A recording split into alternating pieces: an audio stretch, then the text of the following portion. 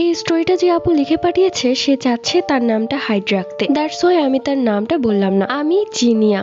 একটা ছেলের সাথে আমার 3 বছরের সম্পর্ক ছিল। আমি তাকে পাগলের মতো ভালোবাসতাম। সেও প্রথম দিকে আমাকে পাগলের মতো ভালোবাসলেও আস্তে আস্তে কেমন যেন চেঞ্জ হয়ে যায়। কিন্তু প্রথমে প্রপোজটা সেই করেছিল। রিয়েল আইডি জান্নাত ব্লগার। প্রায় 2 মাস আমার পেছনে ঘুরেছে। এরপর আমি তাকে একসেপ্ট করি। এরপর আমি তার সাথে সম্পর্কে যাই। আমাদের সম্পর্কটা বেশ সুন্দর ছিল, কিন্তু আমাদের এই রিলেশনশিপে থার্ড পার্সন আসার পর থেকেই আমি তার ভেতরে চেঞ্জ অনুভব করি। আর সেই থার্ড পার্সনটা আর কেউ না, আমার বেস্ট ফ্রেন্ড সোনিয়া। মূলত একটা সামান্য ঝগড়ার কারণে ওর সাথে আমি 4 বছর কথা বলিনি, ও আমার সাথে কথা বলেনি, যোগাযোগ বন্ধ ছিল, এমনকি দুজনকে ব্লক মেরে দিয়েছিলাম। তো একদিন আমি আমার মায়ের সাথে একটা কাজে বাইরে গিয়েছিলাম। সেখানে দূর থেকে সোনিয়ার মা আমাকে দেখে ধরে ফেলে আর জোর জবরদস্তি তাদের বাড়িতে নিয়ে যায়। আমি অবশ্য যেতে চাচ্ছিলাম না। বাসায় গিয়ে দেখলাম সোনিয়া আছে। সোনিয়া আমাকে বলল, আয় ঘরে আয়, ভেতরে বস। এরপর আমরা আগের মতোই কথা বলতে শুরু করলাম। ও আমাকে আনব্লক করলো, আমিও ওকে আনব্লক করলাম। এরপর থেকে আমরা টুকটাক কথা বলতাম, বাহিরে বের হতাম। তো এমনই এক সময় ও আর আমি বাহিরে ঘুরতে বের হয়েছিলাম। আমি ছবি তুলতে অনেক পছন্দ করি, যেখানেই যাই না কেন। আর এটাও ভালো করেই জানে, কেননা ও আমাকে অনেক ছবি তুলে দিয়েছে। রিয়েল আইডি জান্নাত ব্লগার।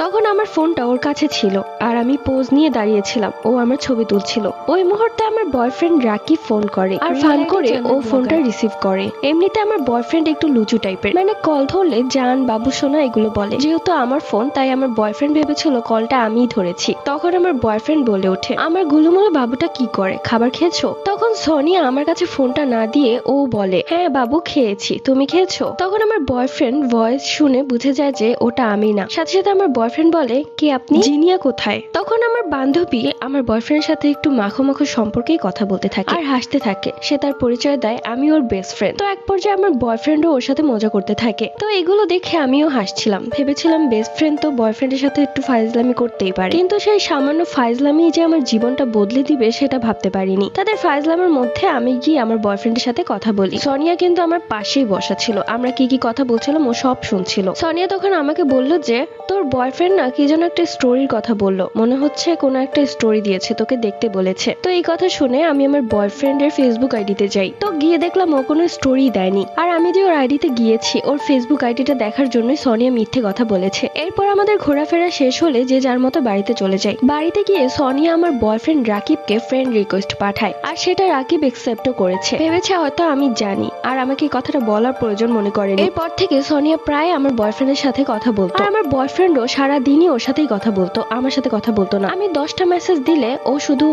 হ্যাঁ ঠিক আছে এতটুকুই বলতো। তো এক পর্যায়ে আমার খারাপ লাগতে শুরু করলো। ও তো আগে এরকম ছিল না। পার্ট 2 লাগবে? কমেন্ট করে জানাও।